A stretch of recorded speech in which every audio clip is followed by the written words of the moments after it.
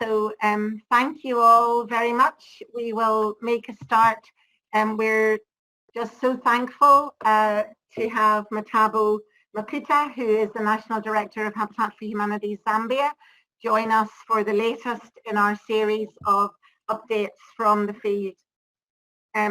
Whether you have travelled to Zambia already, whether you've joined the call because you'd like an update because you're disappointed that you haven't been able to travel this year, or whether you're just interested in Habitat's work in Zambia, we are thankful that you've joined us.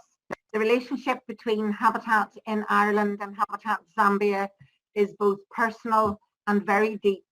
Over the course of 15 years, 85 different teams have travelled to Zambia, a total of, I think, something like 1,215 volunteers, and the partnership has changed many lives, both lives of the communities that we have had the joy to serve, but also the lives of the many volunteers from Ireland who've been part of the programme. So we're really thankful, delighted to welcome Mathabo. Mathabo has worked with Habitat for, I think, about 9 years. 7 of those years in Lesotho, and then a year serving as part of our area office team, and has just in the last year taken over the role in Zambia. So Mathabo, we're very thankful to have you with us, and I'm now going to hope that the technology works and share the screen. I should also have said that there will be time for questions at the end. So save your questions or type them in the box, and I will then be able to ask those of Mathabo towards the end. So Mathabo, I'm going to hand over to you, and thank you again for taking time. Thank you very much, Jenny. It is always my pleasure working with you, and welcome everyone, our partners, our friends, our colleagues that have joined today's presentation just to hear what we are doing in Habitat for Humanity Zambia. Like it has already been mentioned, my name is Mathabo Makuta, the National Director for Habitat for Humanity Zambia. In this call, my colleagues have also joined to support me because they are the ones that are doing this work on the ground. So this is Zambia. You look at it visually, but I'm sure you will one day be physically here. So if I can move to the next slide. In the picture is our staff in Habitat for Humanity Zambia. And most of the jobs and the good work that you are hearing, it's done by them. And I am sure you're already aware that we are a non-profit organization established in Zambia in 1984, and we are affiliated to Habitat for Humanity International. And the mission is the same, a world where everyone has a decent place to live. That's our mission and our goal. Next one. Okay, let me just take you through quickly through Zambia housing situational analysis. How does it look like? We know that the Zambian government is very much willing to change the landscape in the housing sector. As far as like 3 weeks or 4 weeks ago, they were launching the National Housing Policy together with the implementation plan for the next 5 years, from 2020 to 2025. And they have made it a priority because Zambia housing situation right now, they are facing a deficit of 1.5 million units, which 40% is in the urban areas and 60% of it is in the rural areas. So now you can see the big challenge of housing crisis in Zambia, and out of that 40% that is live in what we call informal settlements. And these are the areas that are mostly affected. Overcrowdedness, poverty levels are very high, unemployment rate, and most of these people our interventions. And we have recently been aware that the numbers, if nothing is done, by 2030, the housing deficit in Zambia will be around 3.3 million. Next slide. So we, Habitat for Humanity Zambia, are key partners to government. We just want to make sure that we support the government to deliver its mandate to its people. And like I mentioned, we are a housing ministry, and our key focus is in accessing, making sure that people access decent shelter. Not only decent shelter, but access to basic services like water and sanitation and hygiene. And we are doing this through different housing solutions that I'll talk to shortly from here. We are doing vulnerable group housing. This is where we are building houses for the vulnerable groups like orphan and vulnerable children, the elderly people, and people living with disabilities. These are the key, and I'm sure even when you support us all from Ireland and Northern Ireland, these are your target focus people that you are willing to support. We do watch program, like I mentioned, that access to basic services like water is very important, more than ever now, because now we have to wash hands regularly. And this is one of the key defense lines in the prevention of COVID-19 transmission. We also not only stop where we build four walls, but we also empower them to have skills to be able to secure their land and know their rights. We also empower them through financial literacy trainings, where we teach them how to do financial management in terms of them mobilizing themselves to do savings groups, which they can actually ultimately improve even their shelter. A volunteer engagement is one program which I know is key and has been one of those flagship programs for us with Habitat Northern Ireland. He has mentioned already that we have hosted many individuals, volunteers from across Ireland and Northern Ireland. And this is a program that is close to our heart as well. We do advocacy, and this is where we are working with governments, like we have seen the challenges speak. 1.5 million housing deficit, no government can do it alone. We need to partner with government, and we as Habitat, we believe in advocating on changing the policies and systems that could actually allow more people to access decent housing. Housing is not only the four walls. Adequate, it's when people are able to own homes through their own means because they have been supported, the systems are flexible enough, all of those. This is our key area of intervention, working in partners, in coalitions, and you'll hear to see more as we move later. So the COVID-19, much as it's number 4 on my list, it has moved to that position because now it has formed part of our urgent areas of intervention because of the COVID-19 pandemic situation, which we are to react and respond to make sure that we save people's lives. And I can move to the second slide. I will be talking to visuals and I will be making reference to the pictures that you are looking in front of me.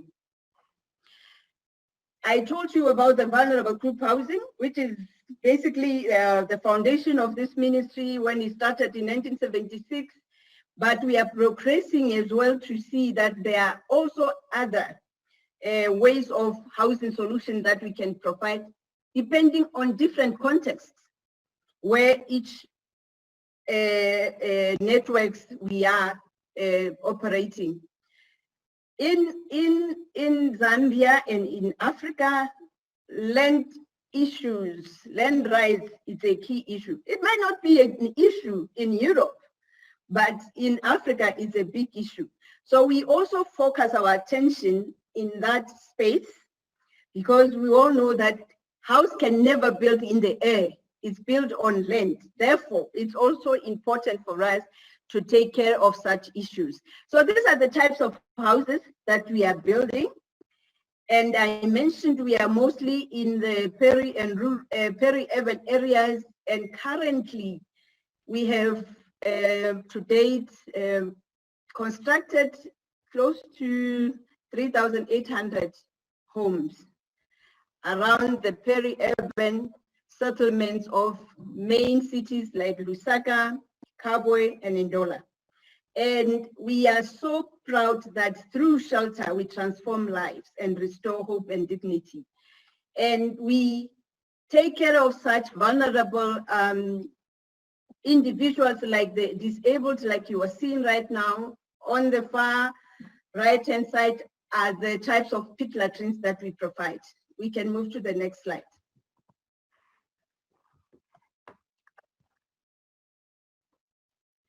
This is our WASH program. Even under normal circumstances, when we don't have COVID, but COVID came at the time when Habitat was already doing something to the vulnerable communities.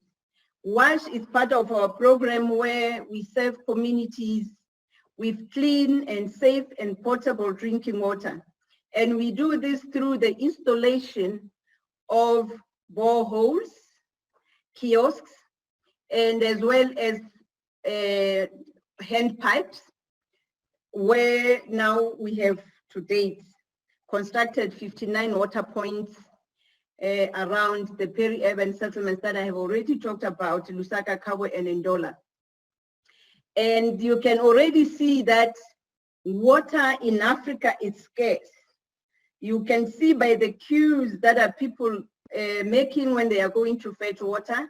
And during this pandemic time, it is not even safe for people to be queuing and being around without observing social distancing. That is why now our awareness campaign under COVID-19 is to make sure that we promote safety campaigns around minimization and elimination of COVID-19.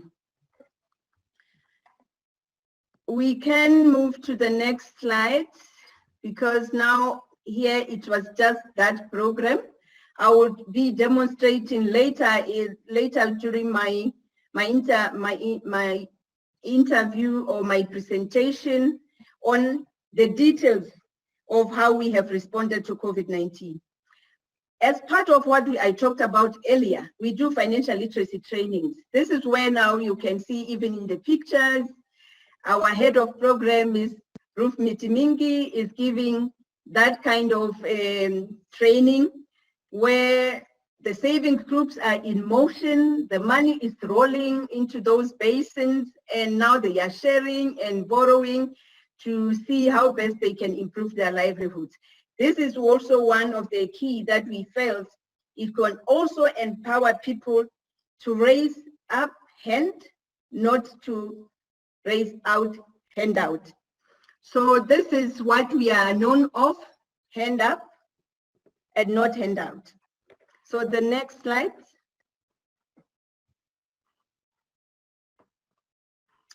I mentioned the issue about land. And this is one of the key, and we also know that land is very political and sensitive, isn't it? Mm. And that is why we tread carefully even when we enter into space, just to make sure that we train people to know their rights as per the guidelines and regulation and Land Act, so that at least they can be able to have secure rights to minimize evictions, to minimize disinheritance. Mind you, these people are already vulnerable. We don't want to exacerbate the vulnerability even further by giving them the homes that are not secured. At least tomorrow they are evicted from their properties.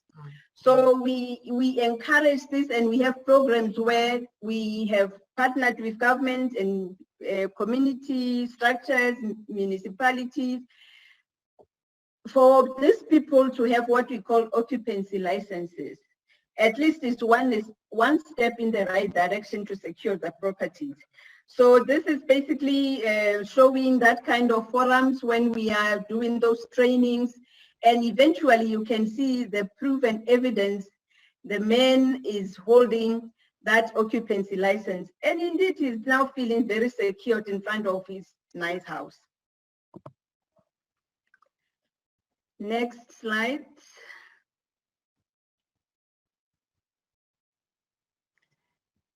Okay, this is linked to what we already talked about in terms of financial literacy, and we equip them to be entrepreneurs, you know, to start small businesses and do business plans, you know, modest business plans. And this is done through the work groups. You can see them in the training rooms, and we equip them with basic skills like saving and financial literacy, leadership, market identification, packaging, and marketing. All these are the soft part of the work that we do and support our communities. Next slide.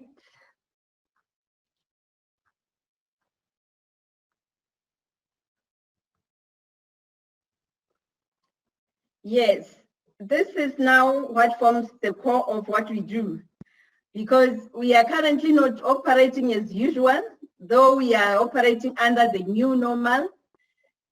We have now been seen taking a divergence into this very key and urgent area of our work, where we respond to the COVID-19.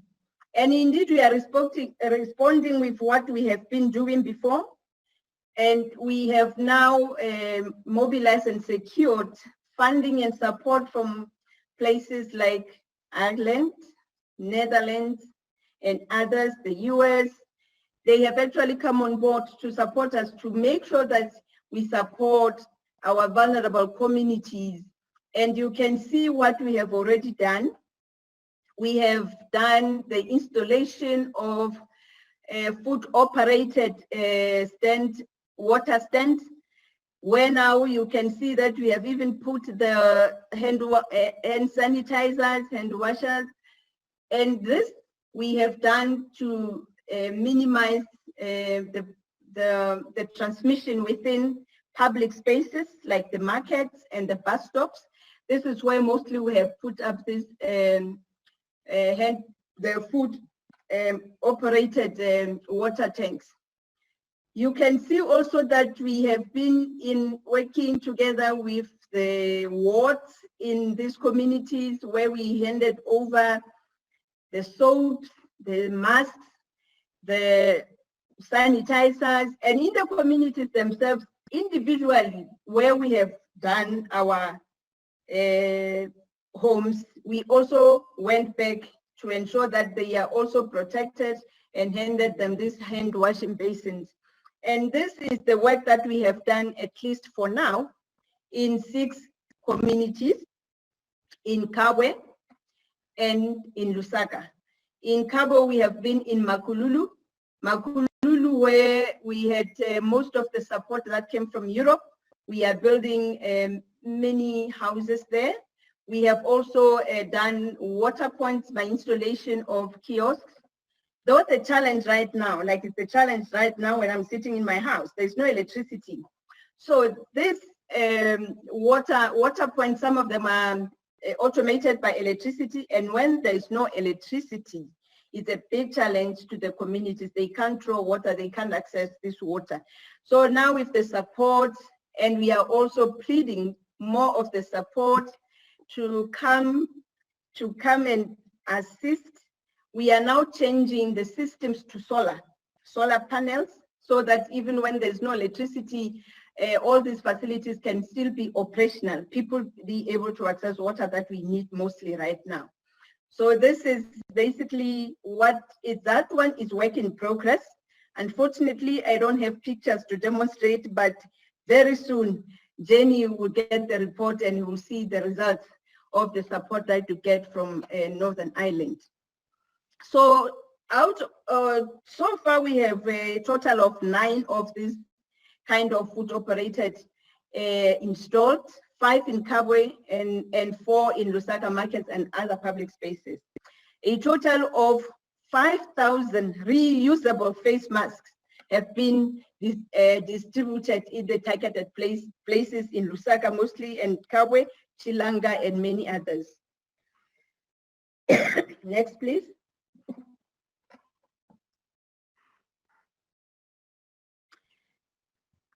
Next slide. I know there are some videos that actually captured a lot of our work under COVID. And I'm sure Jenny will share, or if she has not shared already, you can get the details of live action in those videos.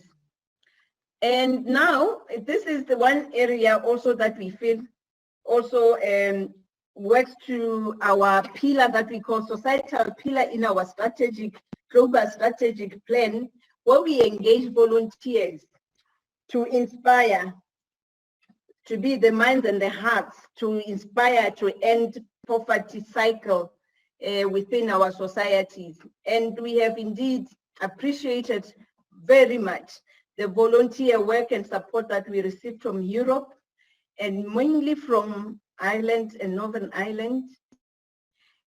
And even here at home, we are cultivating that culture of volunteerism. We have local corporates that are coming on board to support us financially, as well as coming out, including the CEOs of those banks and corporates that we work with come out and make their hands dirty just to change people's lives. So we also have the best moment when we host what we called Women's Build. And this is normally graced by the First Lady of this country. She also comes out and also makes her hands dirty just to ensure that she contributes towards changing the people's lives. So all these pictures are demonstrating a mix of our global volunteers and our local volunteers. And this is the program that we nourish and cherish. It is only that it's a challenge currently during COVID-19 for us to host that, but we are keeping hopeful that things will change. This shall come to pass. The next slide. As we do our advocacy, like I mentioned, the advocacy in Habitat is done maybe in a little bit different way, the way other organizations are doing it. Us in Habitat, advocacy is solely meant to facilitate and influence policy change and systems to ensure that the policy makers, the decision makers, are mainly aware of the policy sensitivity and making them fit for purpose and being pro-poor to be able to increase access to disenchantment by majority of our societies who are very vulnerable. So we are partnering with key partners here in Zambia, key partner being government, development partners, local corporates, and in the picture here is just to demonstrate but few, where we indeed visited the Embassy of Ireland. We pay a courtesy call to the ambassador, and he had indeed received us with very open hand, just to also demonstrate his passion to work with Habitat and change people's life. He even volunteered that the time that we will be hosting the next batch of Irish, he will be out himself to go and make his hand dirty. We can see also shaking hands with the high-profile people like the Minister of Local Government. We are also sitting at the tables where the SDGs are being discussed. And we are very proud to say we have a team that is capable to sit around the negotiating and discussions tables. And we are part of the bigger forums like the Water NGO Forum and Shelter Initiatives and many others. And we are raising the visibility of our work in Zambia. And under the other programs that are very big and are also from Europe, we are doing very remarkable work that we change people's lives. And just to mention but a few, it's Comic Relief from the Great Britain, where we are working for the next 4 years in Kabwe in Makululu, one of the largest slums in Zambia, where there we are now working with different methodologies as to how to change people's lives, change agents that we train people to be able to be responsible citizens, to take and make the decisions and know how to get solutions out of through the methodologies that we are using, and also empowering them through sports. We know that also sports is a media of change, and through that we engage a lot of youth, and we have mobilized sports mediators. We are in partnership with sports academies in Zambia. So we are using all different sorts of interventions just to make sure that we provide a holistic intervention in terms of how people's life can be transformed. Next slide. Yes, of course.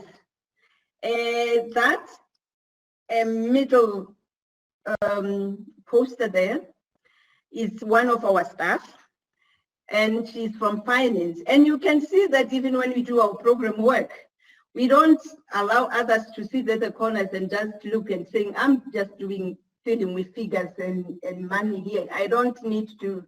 So she's the one that is taking a placard where we are making a position that has been circulated around our media houses, press releases, where we were calling government to take action to see the importance of housing and the women's rights to decent and affordable housing. And we also partake in other like high decision-making tables or negotiations or workshops like UN Habitat meeting on security of gender and land reforms. We took part in International Women's Day and Tree Planting Day. And you can see that the Minister of Water on the far hand on my left is putting on our cap, which is branded, meaning Habitat for Humanity Zambia is a credible partner, and I'm sure we are the partners of their choice. And I think at this point in time, I would move to the last slide, which now I will say, I thank you for your attention. Over to you. Thank you. Thank you so much, Mathabo.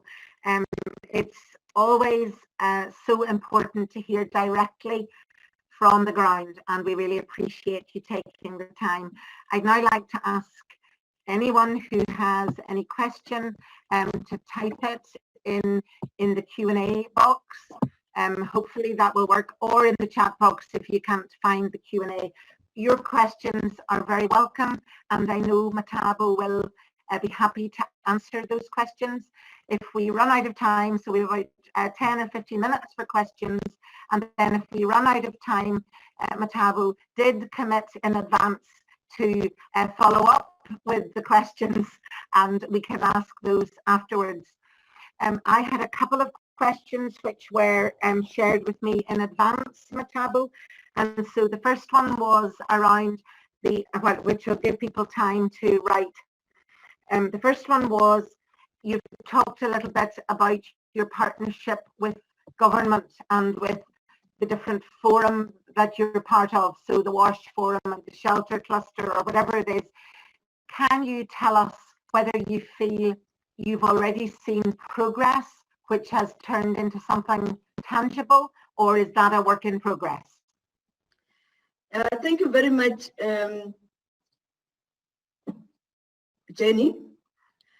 I would think we indeed have seen a very fruitful and active partnerships that we have initiated, and we have met with the Minister of Water Development, Sanitation and Environmental Protection, and as I speak, the MOU is sitting on his desk to be signed.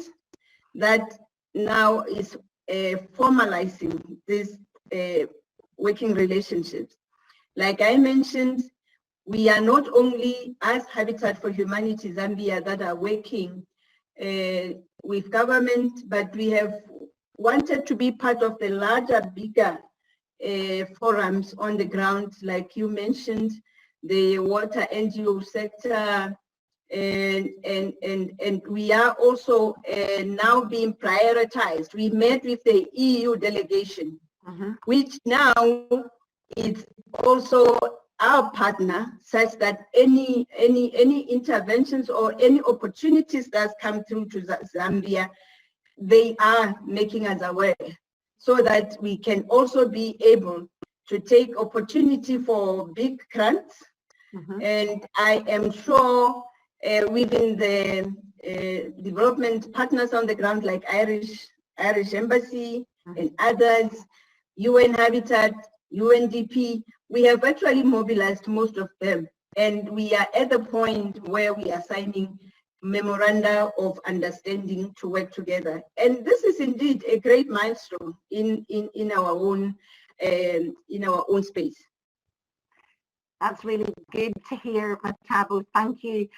One other thing I also wanted to mention, because it would be important to acknowledge the support of Irish Aid in developing the advocacy programme in Zambia more broadly, and that programme was funded, developed in partnership with Habitat Ireland, funded by Irish Aid, and supported the matched funding by the many volunteer teams.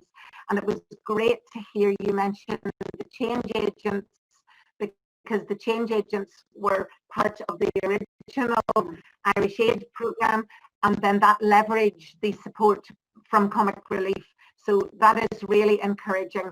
And actually it's really encouraging today to hear that the Irish government in the budget has committed to continue to support development as a key milestone in Ireland being an outward focused place in the world. So that's really exciting from our perspective. Mathabo, there are a couple of other questions. So one from Sandy, who has been to Zambia. Sandy, you're welcome, joining us, I think, from GB. How has COVID across the world impacted on the local building programme? I would say, Jenny, I guess it has not only impacted in our GV program in Zambia, but I think it's a problem across the globe. And I think at the present moment, we are hopeful that, like I mentioned before, there will be a time that will welcome you back to Zambia, and we are pretty pessimistic that hopefully Jenny will still be our focal point over in Northern Ireland, when things are okay. And we are so sure that on the ground, yes, there are numbers still coming up on daily basis of the confirmed cases. But I must say that indeed, as in Zambia, we have not really experienced those vital deaths in terms of numbers. I think we may be sitting around close to 300, if I may. I have not checked my statistics lately, but all I know that we also had very high rate of recoveries, and the active numbers are promising. So even the government has also leveraged and flexing a bit the restrictions, though still those that are mandatory are still being observed. So we feel very soon in the near future we'll be able to be back to host the TVs. Thank you, Mathabo. I think the question is more around the local building programme, so the homes that were committed for this year, so that the homes that you are planning on the ground to be building, is that work able to continue? Yes, I think we also had our own safety health guidelines in terms of putting those protocols whilst we are working in the field. Mm-hmm. But as we observe the government Ministry of Health guidelines, we're still not allowing a certain number of people to be around in one place. Mm-hmm. However, we as Habitat for Humanity Zambia, like I mentioned, we had now gone back to work. We are in the field, we are building those houses, but with very few our local artisans, our supervision from staff. And whilst they are doing that, we are also mindful of their safety as well. So indeed, much as it's difficult, but those homes, for those that need it even most now, we are doing that. Thank you. It's true that we suspended our program beginning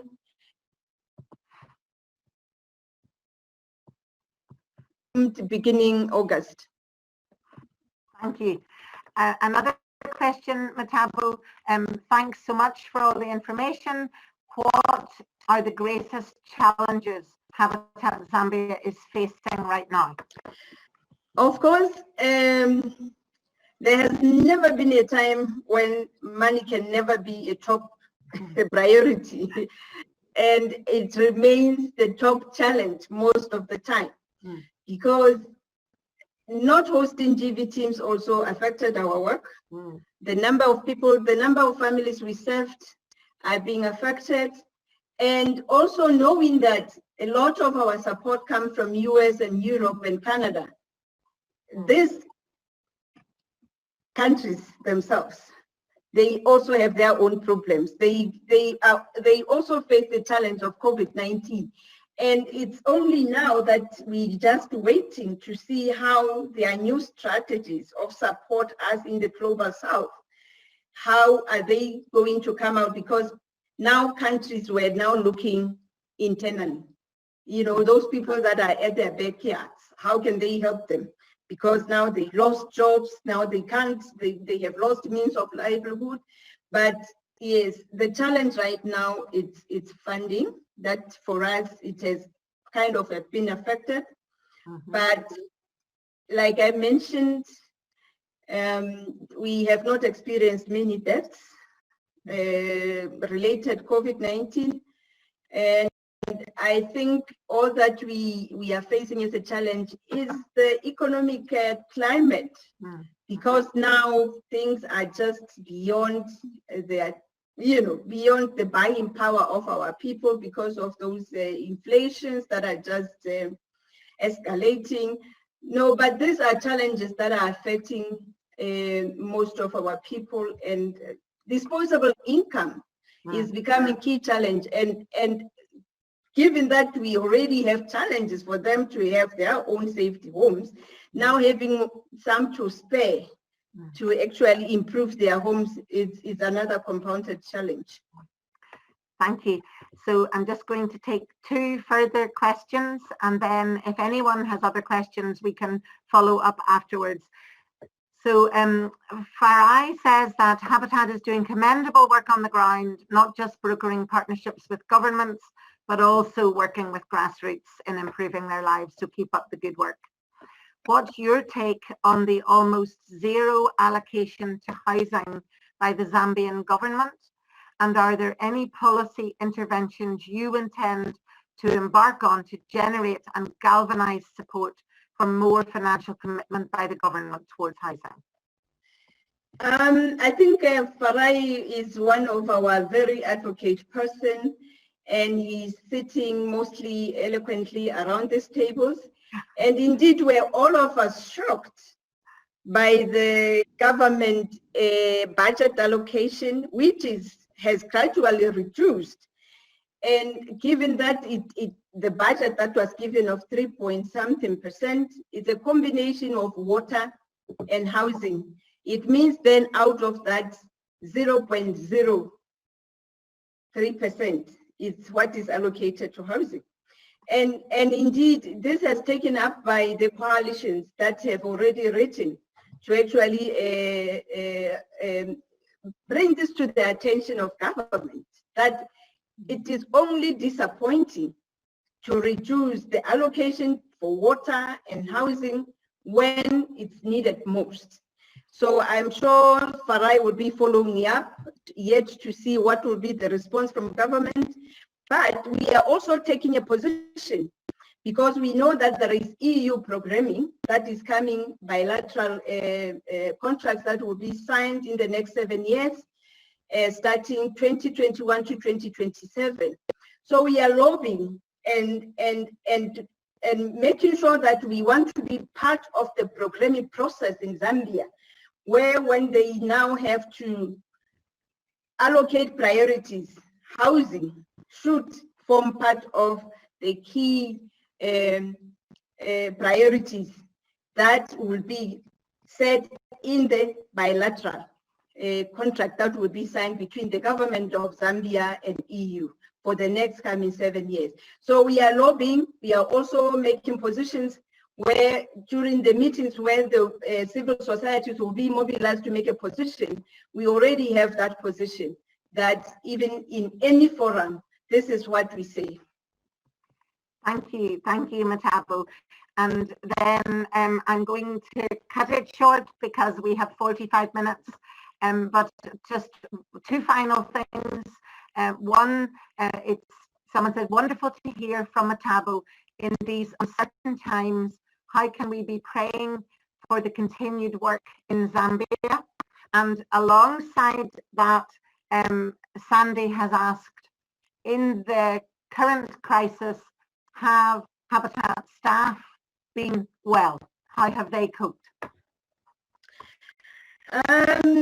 Thank you very much. I would want to say it has been unfortunate that around June, somewhere there, we had some of our staffs affected. However, with God's grace, they have all recovered. So they are well with their families. And indeed, I would want to say it's because of our praying commitment and staying